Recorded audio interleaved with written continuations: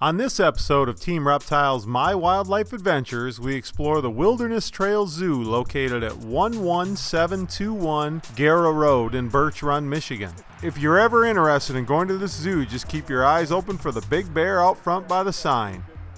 As we made our way into the zoo, we met up with a couple of the zookeepers and had them take us on a quick tour around the place. It was very cool as we got to see a lot of animals up close.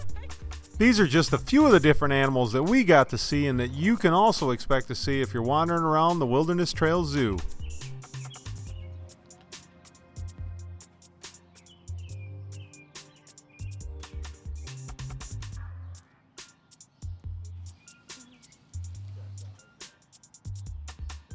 Although we got to be a little closer to the animals in some instances, most of the time we were seeing them from the same perspective that you would if you were visiting the zoo.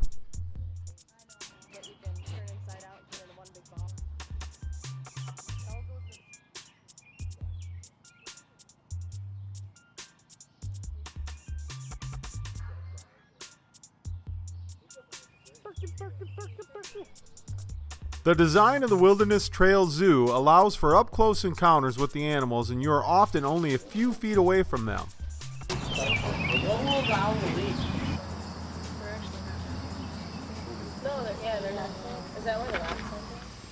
One of the really neat things about this zoo to me is the fact that you can get so close to the animals and even feed a lot of them, which even the deer and some of that, they'll come right up to you. In fact, they'll walk up thinking you're going to feed them, which kind of entices them to come up to the front of the cage so you actually get a chance to see them, or a better chance to see them.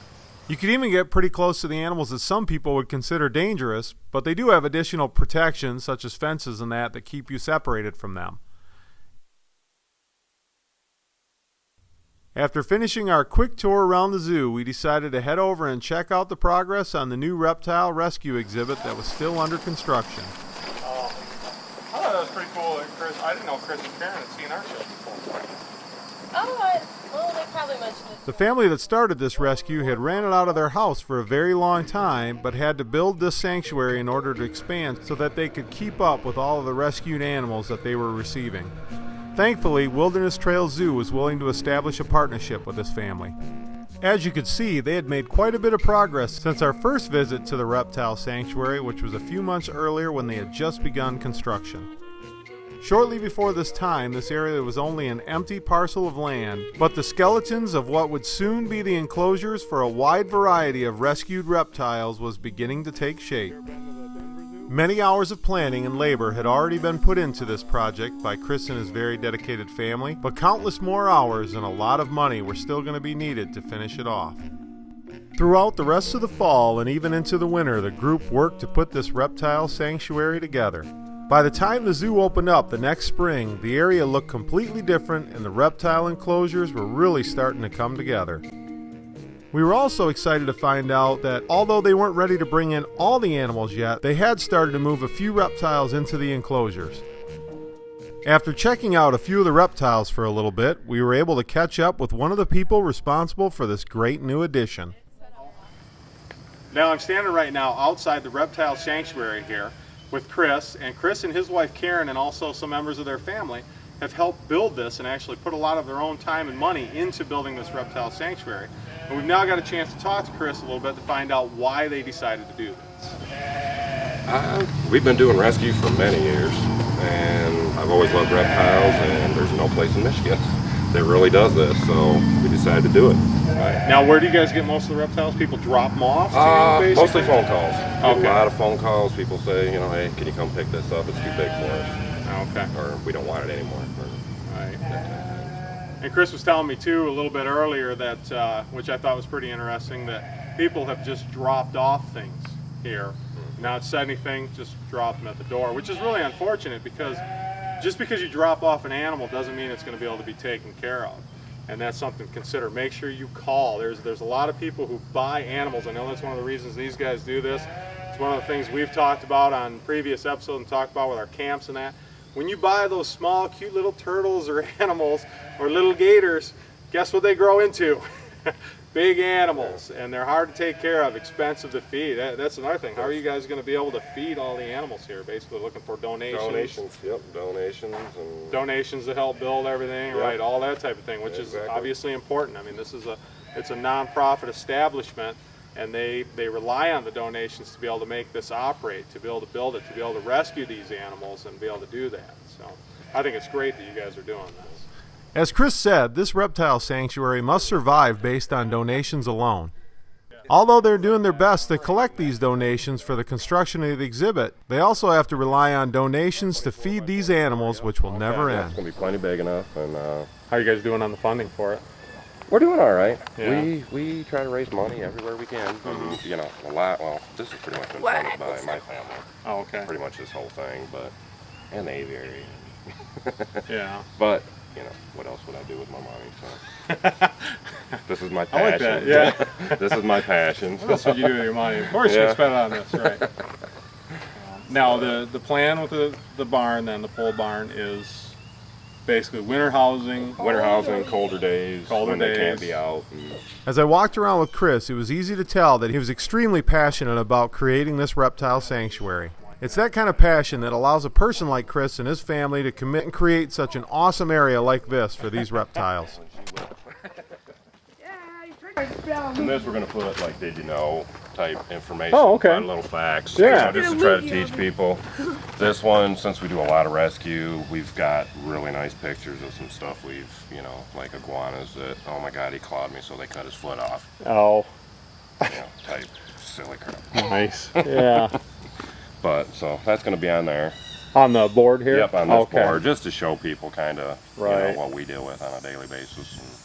And, you know, one of the things I love about the zoo is you can come and you can see Michigan wildlife. Mm-hmm. I mean, as well as exotics. You can come here, yep. You can see the Michigan wildlife up close that most people don't see in the wild anymore. I mean, exactly. We search for things and don't see them because Mm-hmm. animals have just, it's become, just like we talked about, survival of the fittest. It's become Yep. instinctive for animals to avoid people. Mm-hmm. Oh, yeah, definitely. So, you know, in this zoo, you get so close to the animals with everything. I think it's so cool. Snakes. Oh, is there? No, we haven't seen. We've seen turtles, painted turtles, lots of frogs. I haven't seen any snakes yet. So. Yeah, there's been quite a few out there. Doesn't surprise me, but you know, other than some of them going through the wrong cages, obviously aren't gonna. Speaking of species native to Michigan, these northern leopard frogs have even moved into these ponds before the rescued reptiles were brought in. Yeah, and See a little leopard frog in there? The tortoise pond over there has a ton of them. Does it? Yeah. Well, yeah, you're going to probably end up with I would assume, a little bit of breeding in here. We already saw it on the edge after a rainfall. This little guy might decide to change locations, though, when he finds out there's small gators that are going to be joining him. While finishing up our tour of the sanctuary, we also got the opportunity to meet some of Chris's family who were on site to help with construction and educating the public about some of these incredible animals. One of the main reasons they've built the sanctuary here, obviously, like we talked about, is because of the fact that people drop off unwanted animals. People end up buying these little pets and don't really think about the fact that they grow up. So just like Tyler is going to either grow up to be as big as his dad, Chris, or maybe even bigger, maybe even like 6'6" like me, this cute little gator here is going to grow up to be about as big as the gators they have in the other pen here, the one they call Bubba, which is, do you know how long Bubba is? About 9 foot. About 9 feet long. So when you buy these cute little animals, it's just like some of the turtles and And lizards, they grow, turns out. They don't automatically stop growing. And they become expensive to feed. Right now, about how much you guys spend to feed this one, would you say? Just this little individual. Probably $10 a week right now. Okay, about $10 a week. But what about Bubba, do you think?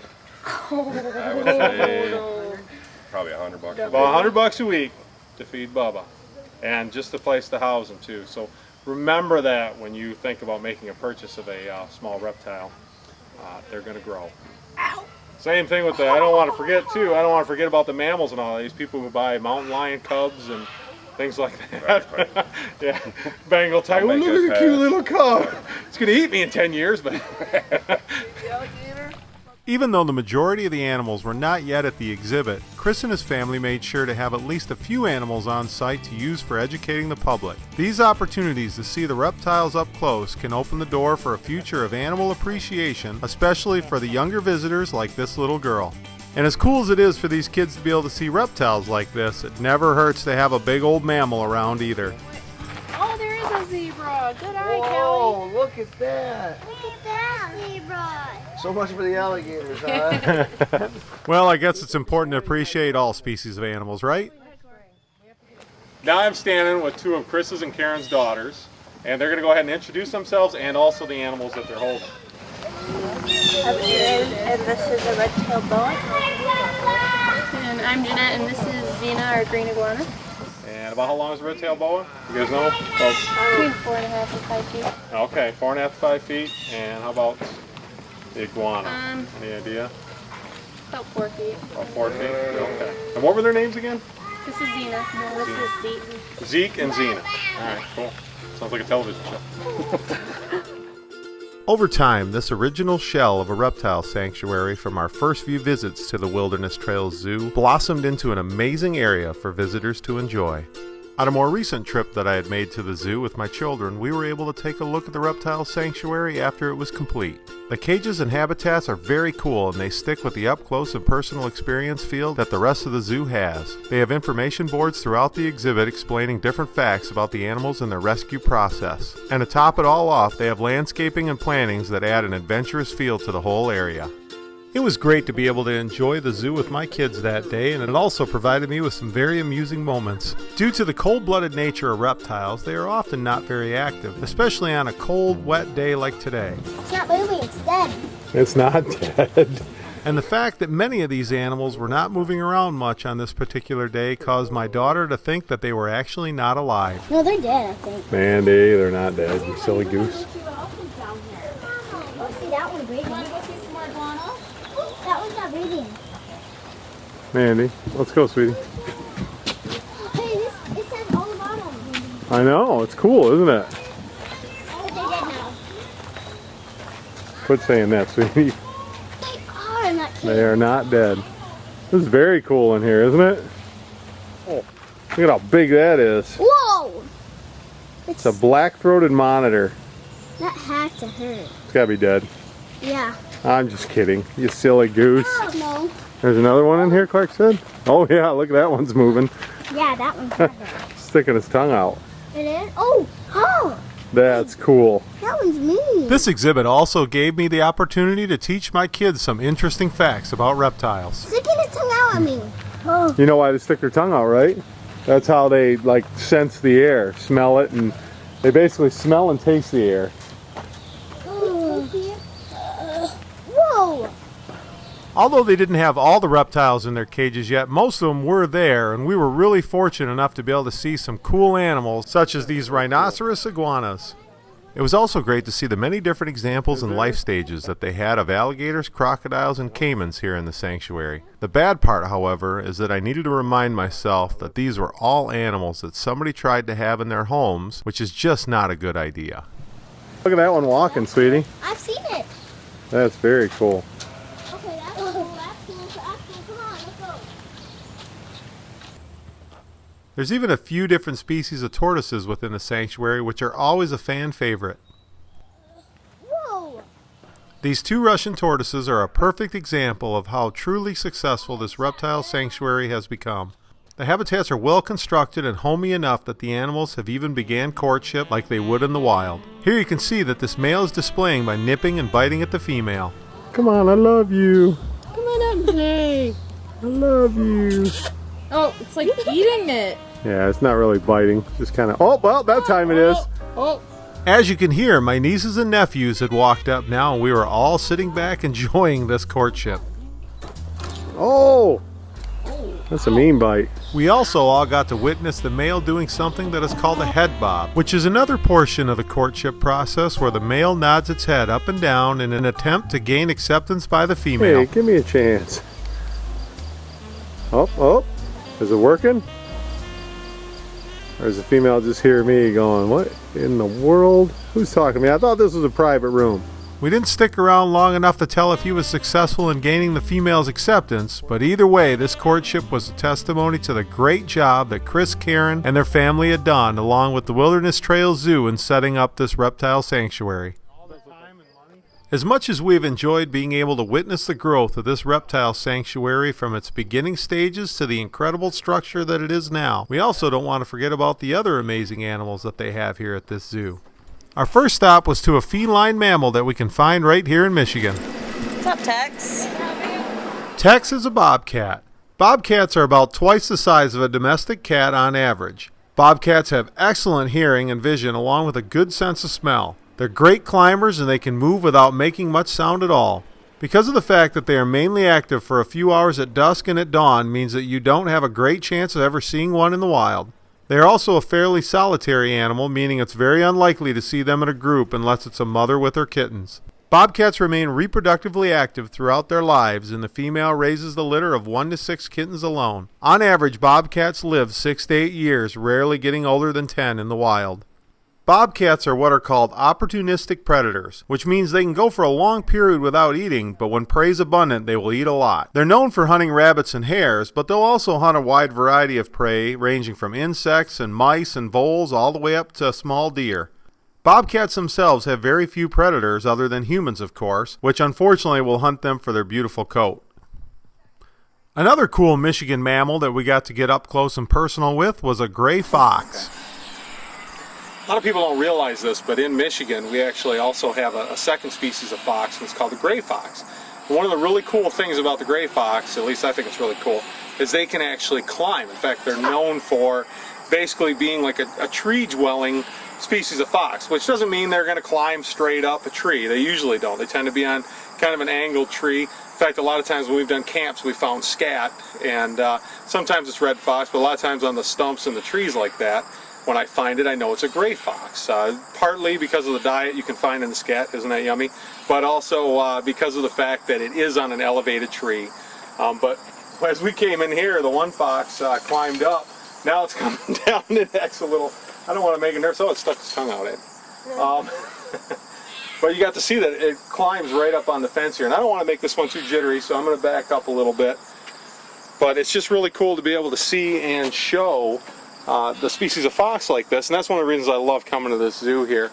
And I know I've mentioned that before. I tell friends, family, everybody else, one of the things I love about this zoo is you actually get to see up close species of Michigan, or animals that are native to Michigan that you usually don't see in the wild. In the wild I've seen maybe one gray fox my whole life, and you know, this way to be this close to one is just awesome. It smells good too. After leaving the gray fox habitat, we made our way toward another Michigan mammals enclosure. On our way, we were lucky enough to have our own personal escort, which was a beautiful llama. Fortunately, this llama only remained with us to the end of its enclosure.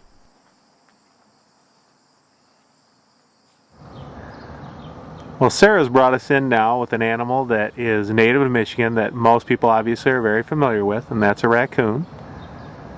As you can see, this one's a little timid right now with me being in here, probably because it thinks I'm a bear. A big, hairless, goofy bear. Just realized that's his bathroom house. Oh. He's like, I meant to go in my sleeping house. Now, does he stay pretty active in the winter? No. Okay. Because they're not, I know they're not true hibernators, so, but I didn't know with here. No. We put his food in there. Although raccoons can be very cute, they tend to get fairly big as adults and can actually get pretty mean when cornered. I don't think I had anything to worry about this day, however, as this raccoon definitely seemed a lot more scared of me than I was of it. In fact, this particular raccoon seemed to just want to get away from me after a short time. All I think about is Elf right now. Have you guys seen Elf? The movie Elf? Remember when the raccoon, he's like, you need a hug. Nope, raccoon's done with us. Hey! Where we got her, the guy said he used to hand feed her, but Really? Lynette tried once and got poked. Where his hand's all scarred and bandaged. Yeah, Yeah, no kidding. like a Far Side. Far Side cartoon. Hey, girly. Now, what's her name? Daisy Lou. Daisy Lou. something. Daisy May, Daisy Lou. Daisy May. We got I named her Daisy, and then we got a horse named Daisy now, so I have to name Oh, her okay. something. Daisy Lou or Daisy May. Now, how long have you guys had this porcupine, do you know?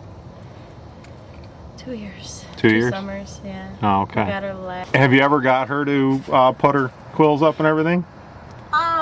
Yeah. To actually do a When I full put her display? food in there. Oh, I keep the food in front of me, but she usually swats at me and puts her quills up. Like, Really? get away from me. The quills that Sarah and I are talking about, which are also known as spines, are both sharp and barbed. You would definitely not want to get stuck by one of these, but the good news is that porcupines are pretty darn slow. Lunge real fast. What is their top speed? 4 miles an hour? Be like Austin Powers with the slow-mo with Twice as the... fast as you. Hey, What are you talking Daisy. about? That's true, yeah. We decided to leave Daisy alone and made our way over to see a real Michigan Wolverine, which are known to be quite fierce. Taylor likes to say that these Wolverines are much more fierce than the other ones you can find over in Ann Arbor, Michigan, but I say that's a judgment that we should allow our viewers to make. I will say that these Wolverines here at the zoo sure sounded pretty tough. Oh, there's one.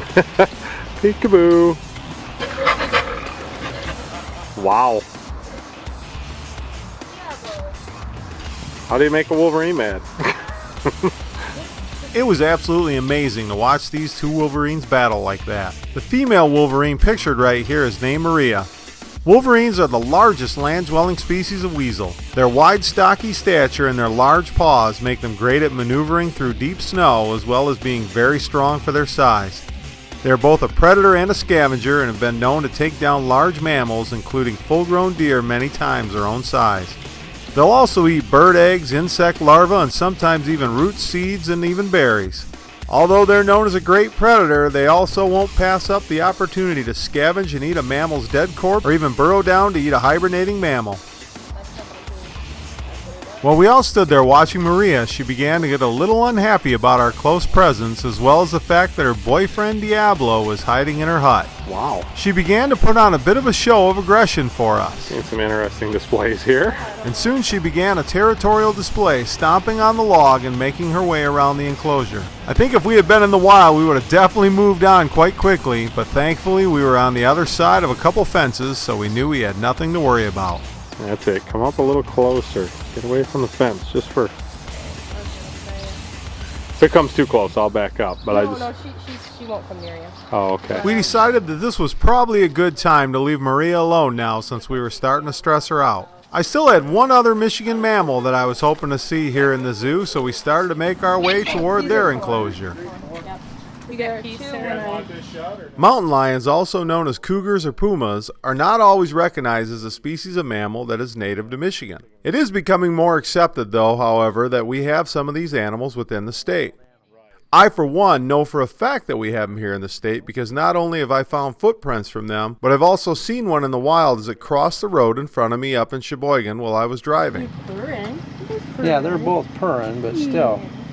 That usually means she She's jumps got out? all her teeth and all her claws. So Oh, okay. still a wild animal. Right. Yeah.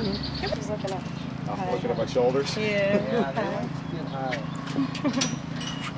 Yeah, I look like a She's looking, she's like, ooh. Yeah, he's nice and tall. As one of these cougars started looking at my shoulders like a good playful spot to jump up to, we decided we probably better head out. It was awesome to be in this enclosure with these two cats, and definitely not an experience that I will ever forget. As we left the zoo that day, we were lucky enough to have one last close encounter with a young fennec fox. Yeah, we're trying to tame him down so we can take him to presentations and educate people about them. They are pretty cool. It's kind of like chihuahuas. Some fennec foxes have even been known to be tamed and kept as house pets. But it's really important to remember that they are still a wild animal just like all the rest of them here at the zoo. We've had some incredible experiences here at the Wilderness Trails Zoo, and it was great to be able to witness the growth of the reptile sanctuary. There are so many animals here that we were lucky enough to see and even get pretty close to. It's wonderful to see all the exhibits of animals that are native to Michigan as well as those that are not. We would like to extend a great big thank you to the owners of Wilderness Trails Zoo, to Chris and Karen and their family, and to Sarah for being such a great guide for us. We'd also like to thank the rest of the staff at the zoo for always being so kind when we were there.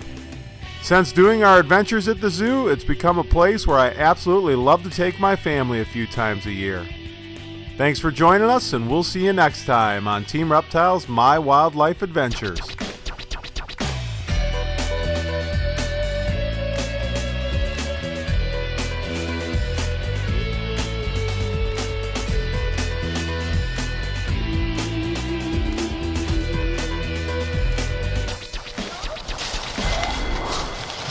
She usually likes chasing it, you know, back. He never usually gets up. But still play with it. Oh, I'm sorry. I know. You just want to be loved. You don't want to do no exercises. Now, is that cat big enough to knock you down? This I just wanted to ask a really dumb question. No, I can't No. take him on. I mean, Yeah. No, I'm much stronger than him.